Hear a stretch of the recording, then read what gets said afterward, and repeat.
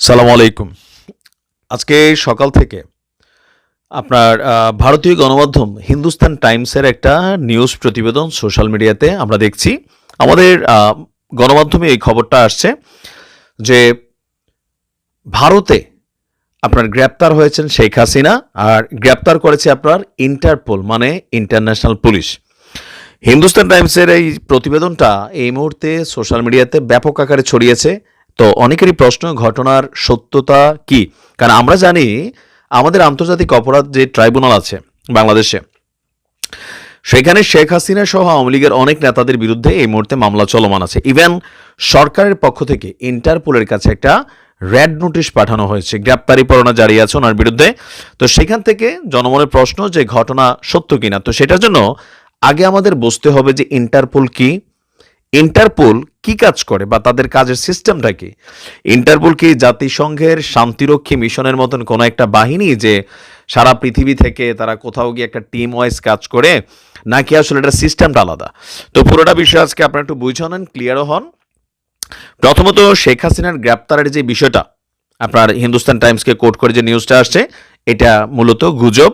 শেখ হাসিনাকে ইন্টারপোল গ্রেপ্তার করেনি, এবং কি ভারতে থাকা অবস্থায় শেখ হাসিনাকে ইন্টারপোল গ্রেপ্তার করতেও পারবে না। কারণ ইন্টারপোল এমন কোনো বাহিনী বা টিম না যে পৃথিবীর 10টা দেশ থেকে 10জন পুলিশ বা 100 জন পুলিশ একটা হেলিকপ্টার নিয়ে, উড়োজাহাজ নিয়ে বা পানির জাহাজে করে তারা ভারতে চলে গেল, গিয়ে তাদেরকে গ্রেপ্তার করে নিয়ে আসলো। তো আসুন দেখি আগে ইন্টারপোল কি, কেন চাইলেই ইন্টারপোল এই মুহূর্তে শেখ হাসিনাকে ভারতে থাকা অবস্থায় গ্রেপ্তার করতে পারবে না। তিনি যদি ভারতের বাহিরে যান তো সেই ক্ষেত্রে হয়তো তিনি গ্রেপ্তার হতে পারেন, কিন্তু ভারতে পারবেন না। প্রথমত ভারত সরকার তাকে আশ্রয় দিয়েছে। তো ইন্টারপোল কারা, এবার আসেন আপনি বাকি অংশটা এখান থেকে বুঝে যাবেন। আমরা এবার দেখছি যে ইন্টারপোল পুলিশ কিভাবে কাজ করে। তো ইন্টারপোলটা হচ্ছে আপনার বেসিক্যালি সারা পৃথিবীর যেই রাষ্ট্রগুলো আছে এদের মধ্যে অধিকাংশ রাষ্ট্রই এই ইন্টারপোল। ইন্টারপোল বিশ্বের বৃহত্তম একটা আন্তর্জাতিক পুলিশ সংস্থা। তো তাদের কাজের সিস্টেমটা হচ্ছে কি, এটা সদর দপ্তর এই মুহূর্তে হচ্ছে আপনার ফ্রান্সের লিওনে এটা অবস্থিত।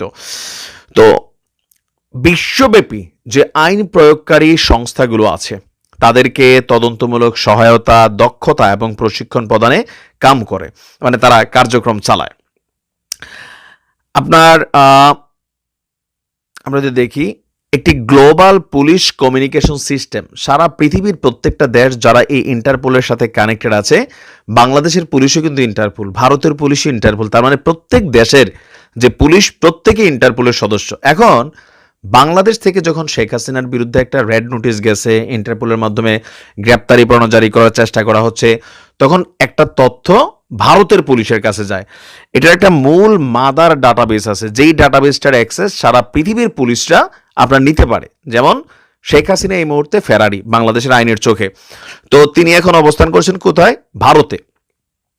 বাংলাদেশ আন্তর্জাতিক যে পুলিশিং সংস্থা ইন্টারপোলের ওইখানে একটা নোটিশ জারি করে।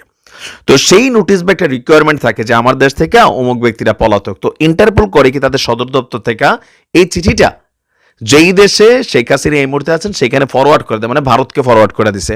তো ভারতের পুলিশ করবে কি, তাকে নজরদারি করবে আর তাকে গ্রেপ্তার করবে। কিন্তু ওই ব্যক্তি যদি ওই দেশের সরকার কর্তৃক আশ্রিত হয় তাহলে ইন্টারপোল সেখানে কাজ করে না। তার মানে ভারতে ইন্টারপোল শেখ হাসিনাকে গ্রেপ্তার করা মানে হচ্ছে ভারতের পুলিশ শেখ হাসিনাকে গ্রেপ্তার করতে হবে। বিষয়টা এমন না যে অন্য কোনো দেশের পুলিশ গিয়ে শেখ হাসিনাকে গ্রেপ্তার করতে পারবে, যেহেতু ভারতের সরকারই আপনার শেখ হাসিনাকে আশ্রয় দিয়েছে। সো ভারত থাকা অবস্থায় তাকে ইন্টারপোল গ্রেপ্তার করতে পারবে না।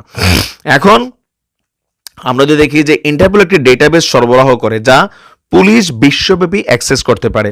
এই ডাটাবেস সারা বিশ্বের পুলিশকে অপরাধ প্রতিরোধ তদন্তের জন্য অ্যাক্সেস দেয়।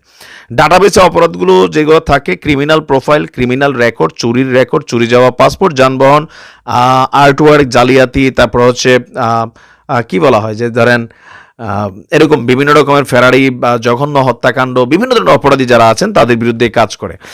তো এটা আসলে বিশদ একটা আলোচনা, আমি খুবই সংক্ষেপে আপনাদেরকে বোঝানোর চেষ্টা করছি যে ইন্টারপোল চাইলেই ভারত থেকে শেখ হাসিনাকে গ্রেপ্তার করে বাংলাদেশে আনতে পারবে না, যদি না ভারত সরকার স্বেচ্ছায় শেখ হাসিনাকে ফেরত না দেয়।